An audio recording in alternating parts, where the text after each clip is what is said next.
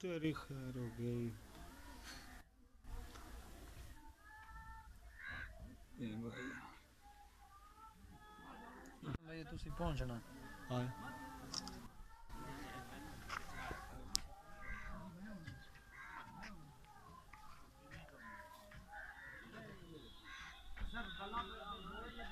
जी बाबा जी किस तरह होया जेड़ा नुकसान होया किवें अग लगी है? मैं जनाब मम्मा दकरम वाल सुल्तान वाघा बुलेंदा पिया जी ते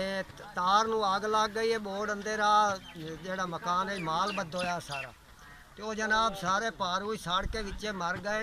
ते माल मेरा जड़ा है ओ कई ढोर मर गए ते कई जड़ा जख्मी हो गए ओ लाचार खड़े ते ओ लिहाजा मेहरबानी करो जी ते मैं गरीब बंदा मैं तो बड़े औखे पाले आन ते मेरी इमदाद करो बड़ी मेहरबानी हो।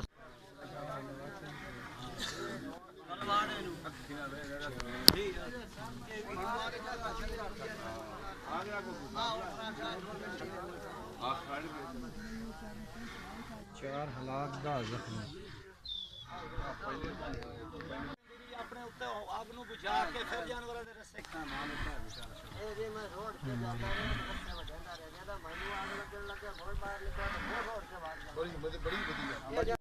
यार हो भी जख्मी भाई अपने आप टूटे नहीं रस्ते दी बच गए अब तड़फे तो बड़े सुन